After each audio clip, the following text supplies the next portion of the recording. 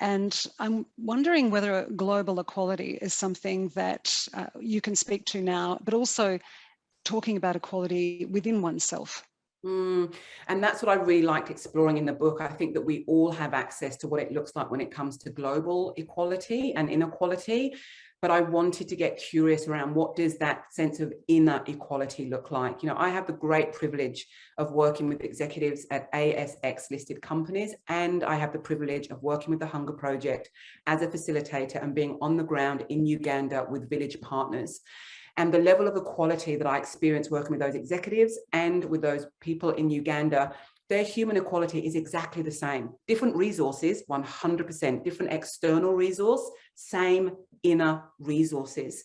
And so what I talk about in the book is, yes, let's focus on equality outside of ourselves, but also we have to acknowledge that as humans, we are all equal.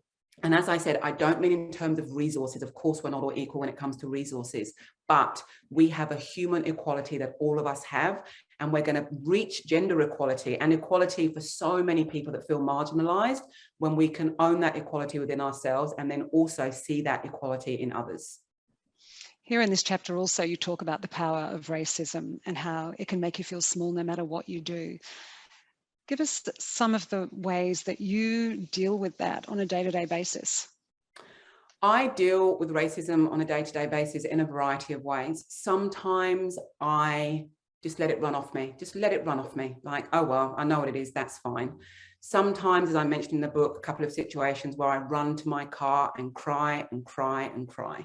Sometimes I feel incredibly angry. Sometimes I want to believe that what I've experienced as racism is not racism, that maybe it's something else. And I talk about in the book where there's a situation where, you know, there's a connection going on at the supermarket with two people in front of me. And I'm so ignited by this connection. I know they've never met before. They don't know each other because they talked about that. And so by the time I got to the checkout, I was really excited. And I said to the woman, "Hi, how are you?" And she didn't answer me. And I just thought, oh, she didn't hear me. I'll say it again. And she just looked up at me with dead eyes, high, and then looked down.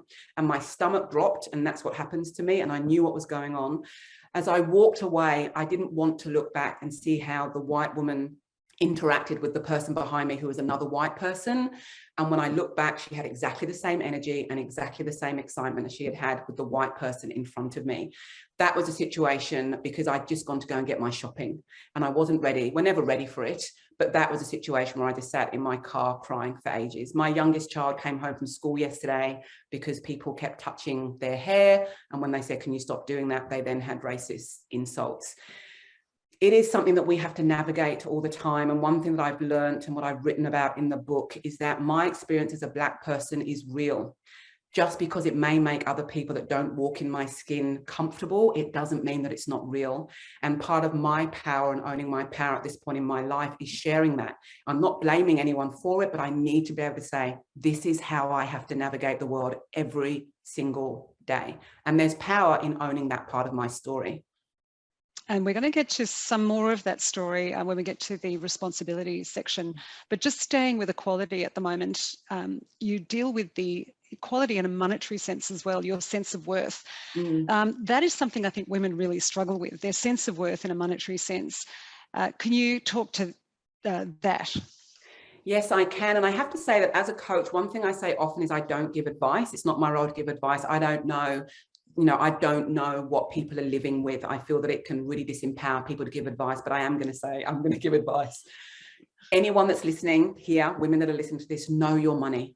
Know your money. That is part of ownership. I came from a background where I was, working class foster families, arrived in a middle class foster family when I was a teenager, have married a white middle class cisgendered male who's also a barrister, and really I just kind of gave him power. One, because he was a man, and one, because he was a white man. I kind of thought he knows better about this than I do.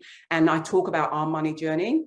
I talk about my individual money journey. And then I talk about how it looked in marriage. And what's been really amazing is that we now have a very strong partnership. But, equality around money we as women, we have to know our money. It's not about how much we have, but it is understanding. And we have the statistics that middle-aged women are the ones that end up homeless on the street and don't have what they need to look after themselves. So that's probably the one bit of advice that you'll hear from me, is know your money. It is powerful to know your money, and don't feel ashamed.